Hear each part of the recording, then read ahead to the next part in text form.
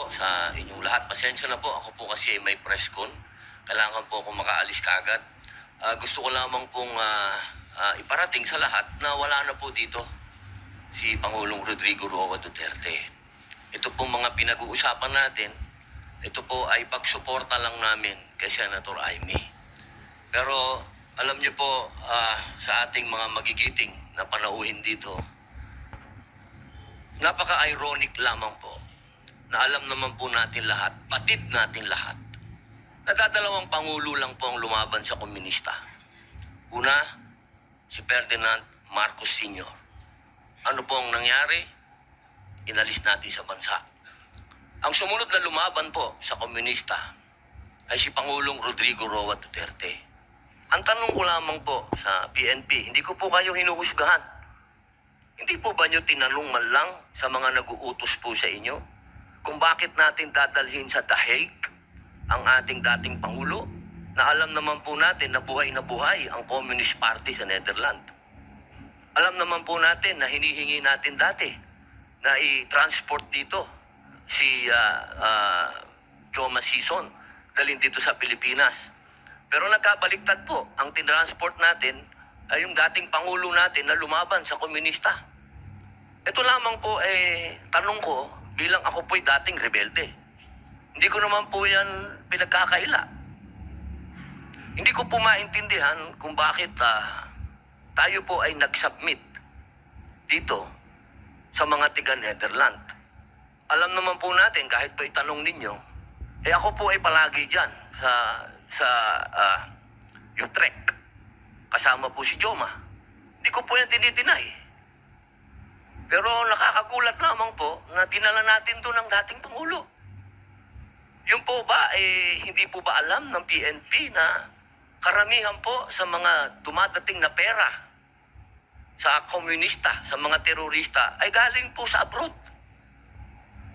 Yan po yung mga tanong na kailangan ko po sanang itanong sa inyo at marinig ang mga sagot ninyo, pero naubos na po ang oras natin sa paikot-ikot. Ako po ay gusto ko pong iparating sa inyo ang kalungkutang napakalalim. Sapagkat sama-sama po tayong lumaban. Gusto po natin ng law and order sa ating bansa. Pero pagdating po sa kaduluduluhan, alam niyo po, General Torre, congratulations, nakadalawang medalya na po kayo.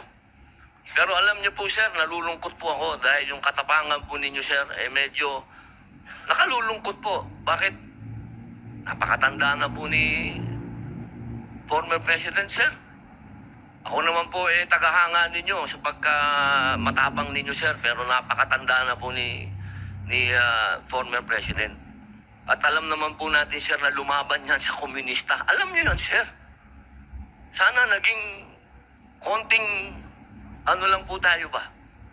Binigyan naman natin ng konting kung paano natin tinitingnan yung mga medalya nyo. Hindi lang nalagyan ng medalya si Presidente, pero kung sa medalya ang pag-uusapan, tinulungan niya tayo laban sa mga terorista.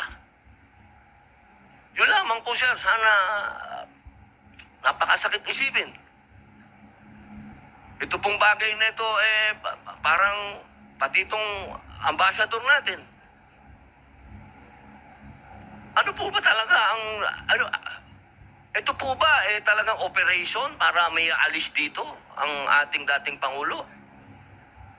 Kanino po ba? Kasi kami pinupuwersa kami lahat ng mga supporter ni Digong. Na-contempt po kayo. Pero hindi po namin ginagawa. Sapagkat ang order, walang order sa amin na ipakontempt kayo. Kung galing lang to kay PRRD o galing kay BP na pa-contempt ka, kukontempt kita, boss. Baka ako pa magsabi na ako hahatak sa'yo. Pero hindi ko ginagawa, boss. Kasi walang order sa amin na gawin sa inyo yan. Ang natatandaan lang po namin na sinabi ni PRRD na malinaw na ginagawa ng pulis ang order sa kanila. Kaya po namin kayo nirirespeto, sir, dahil yun ang sinabi ng boss namin. Yun ang sinabi ng chairman ng PDP na ginagawa lang ng pulis ang trabaho nila.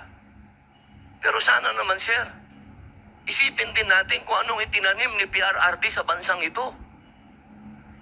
Nilabanan natin ng komunista. Talaga bang yan ba talaga ang kapalaran ng mga presidenteng lumalaban sa komunista? Isang in-exile, isang sinurrender? Ano pa po talaga itong bansa natin? Tayo po ba'y demokratiko talaga? Tayo po ba'y under control ng komunista? Yun lamang po. Maraming salamat po sa inyong lahat. Magandang hapon.